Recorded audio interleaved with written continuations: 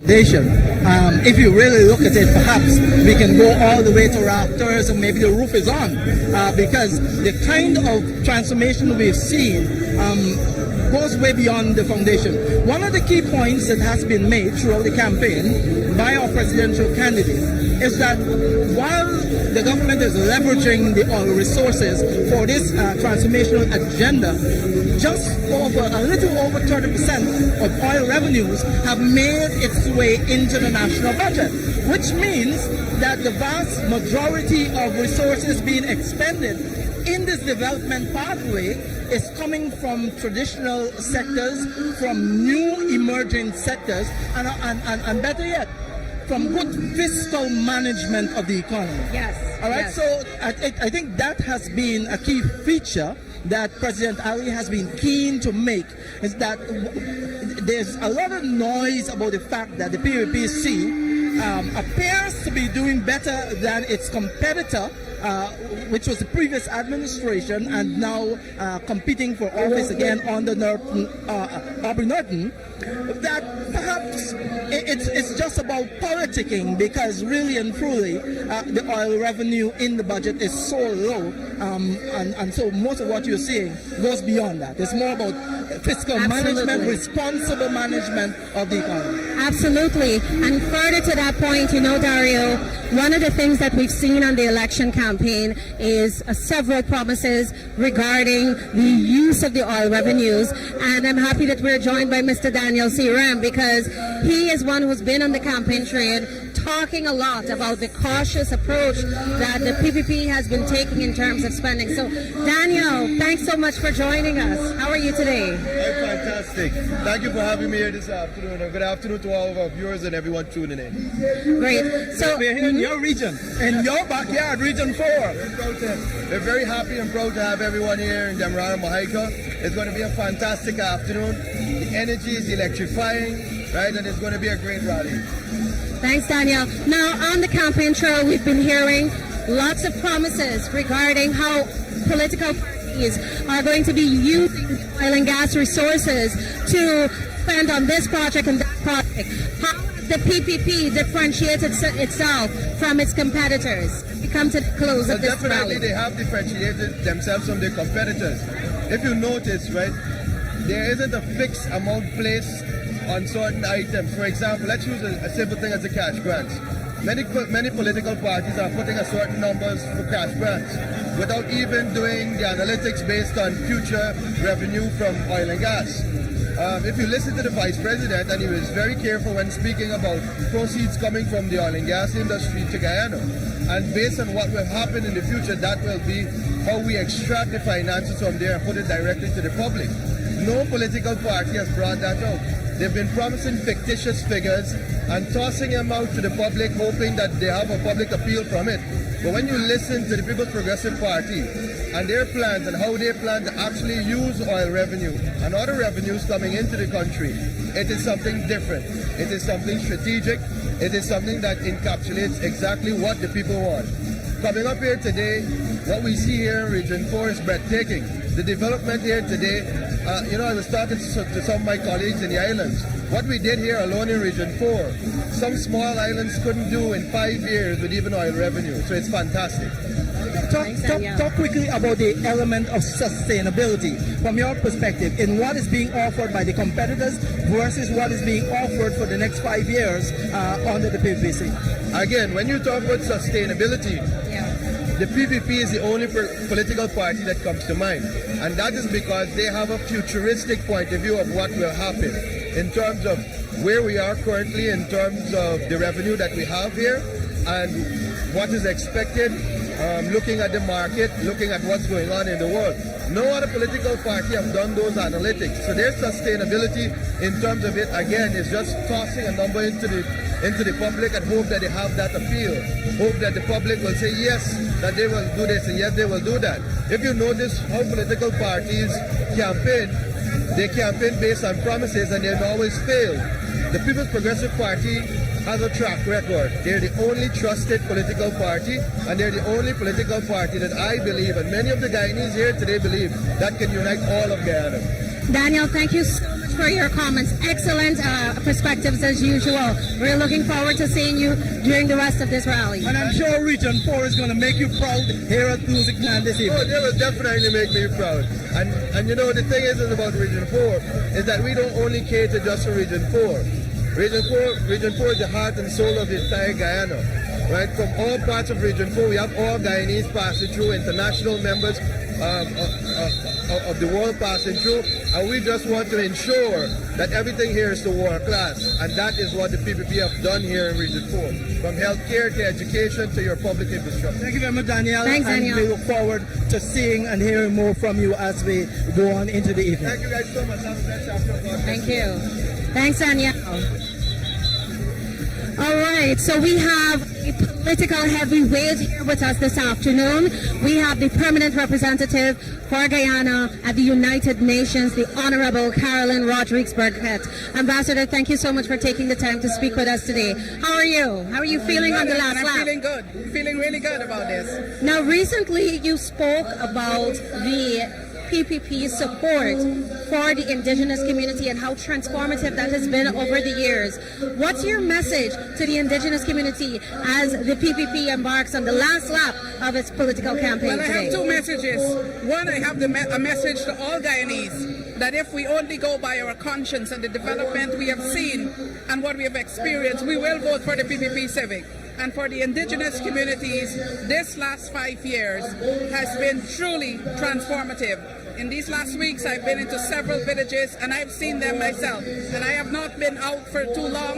And what I've seen in these villages, I've never seen this before. We have more to do and we will continue to do that. But it has truly been transformative. And what I've heard from the indigenous peoples is they want this progress to continue and they will vote for the PPP Civic. Ambassador, out in the diaspora, particularly in North America, we've seen a lot of bumps, a lot of agitators over the years against the development agenda of the PPC. Now that we've come to this point and the rally has gone on for several weeks and everyone would have had the benefit of hearing the key messages of the PPC, having a look at what was accomplished over the past 4.5 years and having a glimpse of what is to come for the next 5 years, what is the energy like now in the diaspora as people look in? Well, I would not say a lot of people in the diaspora to begin with. I would say there are some people in the diaspora. First of all, I would say come home. Come home and see. You're going to get lost with all the roads we have built if you're just that alone. But I would say that you have to be here to see it and to feel the development, not behind a keyboard. You have to come to Guyana. And I'm sure many minds are going to be changed about what is happening in Guyana. It's good, it's better, it's massive. Ambassador, I want to get your point because the position that you hold is a truly important one. Talk about the leadership that Guyana has shown on the international stage and why the PPP is the best party, the best well-positioned party to ensure the continued protection of Guyana's borders. You're going to hear me on the platform just now, but let me say it's easy for me as permanent representative to represent Guyana because the leadership in Guyana by President Mohamed Irfan Ali has been incredible. And so when you have a good leader and when you have transformative, positive things happening in your country, it's easy to speak about that in the international community because we lead by principle and we speak based on our principles and we will continue to do that, home and abroad. And President Ali has really taken his place among the global community of thought leaders, hasn't he? Yes, he has. In fact, he has received so many invitations from institutions and government to speak more than he can accept. And why? Because he can speak about food security, he can speak about peace, he can speak about economic development, he can speak about artificial intelligence. He has, in this very short time, placed himself among, I would say, the great leaders, especially of small states. Ambassador, I want to thank you so much for your time. I know that everyone's going to be looking forward to hearing your message. So all the best and thanks again. Thank you. Thank you for joining us. So there you have it, some important comments from the Ambassador, Guyana's permanent representative to the United Nations. And we're going to speak with another heavyweight, Mr. German Figueira, a Lindoner, a proud one in that. Mr. Figueira, as the PPP wraps up its political campaign, what's your message to the electorate? To ensure that they express their democratic right to go out and vote, respect the law, let the process be peaceful, and vote solidly for Dr. Mohammed Ifran Ali to be re-elected to continue the transformative development that is happening in this country. More than 13,000 first-time voters are on the official list of electors for September 1, Monday, September 1. That's a particular demographic that is very important to all contesting parties. But the PPC in particular has been keen on ensuring that its development agenda caters to young people, that helps to empower young people, put them on a path to wealth creation, to empowerment, into a future that sets them on a platform that they can build intergenerational wealth. Do you believe that message has resonated enough that we will see massive votes for the PPC on September 1? Well, most definitely. Listen, I have been in the educational arena for over 20 years, and despite all of the number of initiatives that the government has instituted for the development opportunities for young people, I think one of the greatest contributing factors to those is the expression of free education delivery. For the very first time in Guyana, or matter of fact in a very long time, young people have real opportunities for economic empowerment and to bridge the educational deficit that once existed because of the reality of some people can't afford to pay for education, can't access certain educational institutions because the accessibility of food, transportation provided that hurdle. Now the government has recognized these challenges and has put out a clear and decisive plan to bring real access to education, improve it, and give every Guyanese, especially the young people, an opportunity to be empowered. Now we appreciate the hands-out approach in some regard, but the greatest asset to this nation is its young people and the human resource. And the government has seen that and provided a real means of empowerment, which is free education to all strata of society. And the young people are gravitating. The fact that the government has been able to offer Guyanese young people 39,000 scholarships, added to that free training skills to our young people so that they can be empowered not only academically but in the skills. That in itself speaks to the government's commitment. Added to that, the mining sector, we have a lot of young people. Agriculture, yes, which is an area that young people see for many years as hot sun, long boots, and a cutlass and hard work. Now the government Shade House initiative and the training that they would have provided, young people are getting involved in agriculture, processing their product, putting value added to it and creating real wealth for themselves. And the government is even going further to provide direct markets for those young people. And the fact that they are going to embark on providing over 100,000, I think it's 50,000 acres of land or 100,000, where young people equally can access that. I am happy and excited for the future, and I know that the government and the young people of this country come tomorrow will be voting solely for Dr. Mohammed Ifran. Figueroa, I want to thank you so much for sharing your perspectives here with us. Always a pleasure to engage with you, so we look forward to seeing you around. Dr. Mohammed Ifran Ali. That is it. Thank you, thank you. Yes, so we heard from a political heavyweight there moments ago, Mr. German Figueroa of Linden, and now we turn the cameras on a long-standing member of the People's Progressive Party, the Minister of Health, Mr. Frank Anthony. Thank you so much for joining us. How are you today? I'm great, feeling great. And Dr. Anthony, you just came in. Tell us about the mood and energy you're feeling. As far as your eyes can see, it's a sea of red, and everybody seems very upbeat. We're seeing large cups all across this area. Everybody is excited. What energy are you feeling? I think you have a lot of positive energy here today. And as you rightly said, there are lots of people still coming in. I think the whole of the East Coast will be here, and other people are traveling even farther afield because they want to be part of this grand final rally to show their support for the People's Progressive Party. Since the campaign was launched in Kitty on July 13, We've gone across the country carrying the message of delivery, of credibility, of trust in a government led by President Ali that deserves to be re-elected for a second term. But it's beyond what the message that has been carried for these past few weeks. It speaks to a journey that began in earnest on the oil resources in 2020, on a transformational path that is taking us into the future. Put this in a nutshell for us, what that journey has been like from your lens. I think it has been quite an extraordinary journey, because remember, this 5 years that we have, the first two, we were challenged by COVID, and we were really tested. But Guyana came out as one of the best countries in the way that we managed COVID. And then while we were doing that, we had not put the brakes on development. So we were pushing ahead, trying to get things done for people. And that is why we have so much achievement within this short period of time.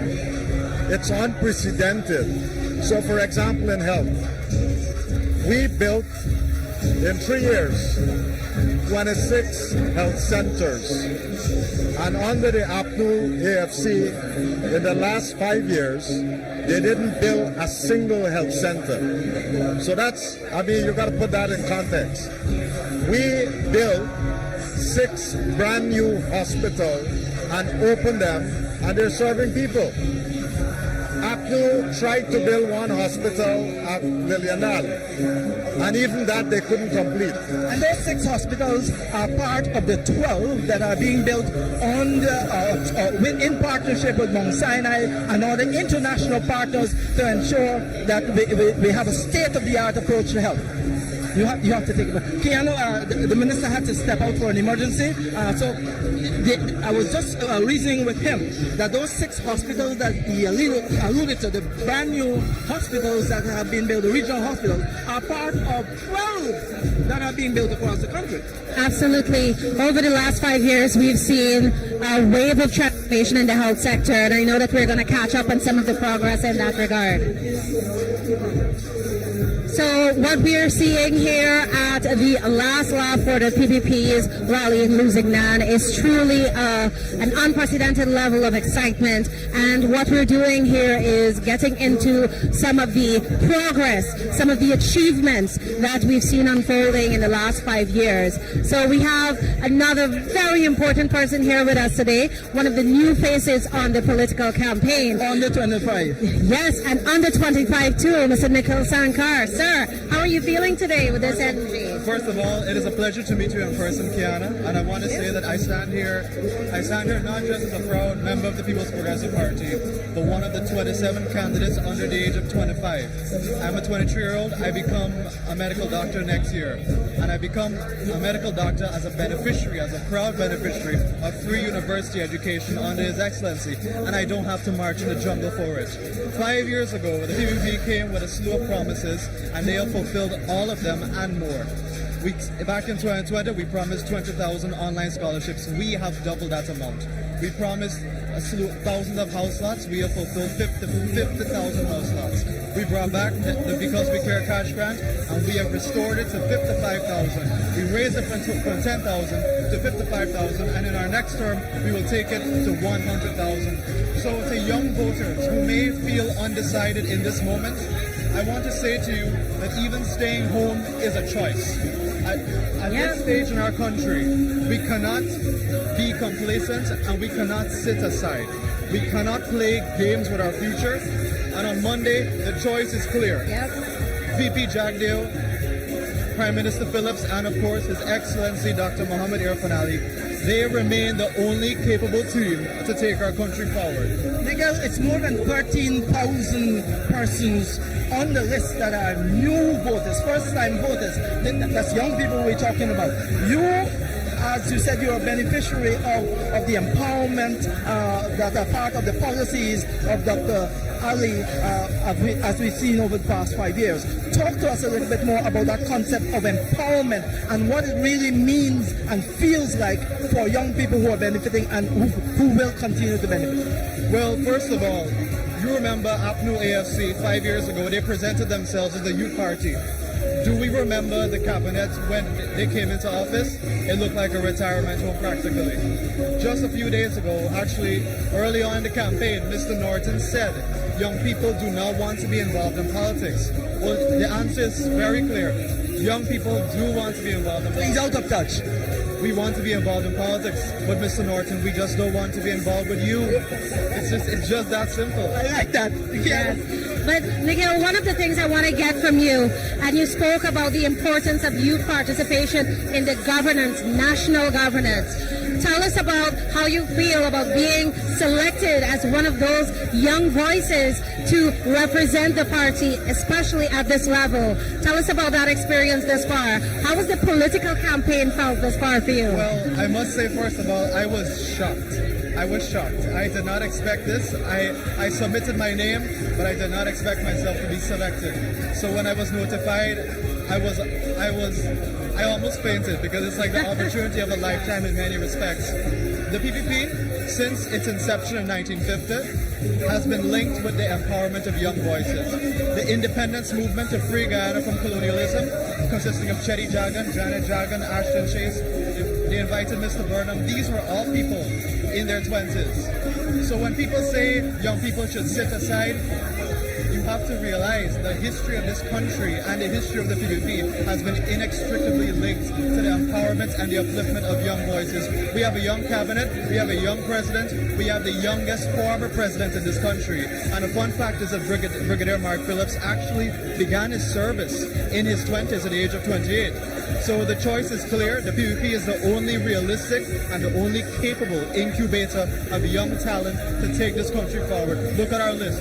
27 of us are in 25. I can see the next 20 years of development right here, because we have chosen to talk, to not just talk the talk, but to walk the walk. That is on the ballot, and that is what this electoral race is about this time. Thank you very much, Michael. And, Thank you so much. Hopefully, all of those more than 13,000 voters will see what's on the ballot, as you have alluded to, and that come September 1, we're going to see a continuation of the progress that we've seen over the past 5 years for an expansion of the development agenda, the transformational agenda under President Mohamed Afan Ali and his partner, Prime Minister Brigadier Mark Phillips. Thank you so much for that. Now, what we've learned here from the candidates that we've spoken to is that over the last 5 years, there's been incredible progress and there is a credible plan in place to continue that momentum. So the choice is yours, September 1, to vote for progress. And in a few moments, you will hear so much more about it from the presidential candidate, the prime ministerial candidate, the sitting vice president and general secretary, and other candidates and speakers who will take that stage behind us.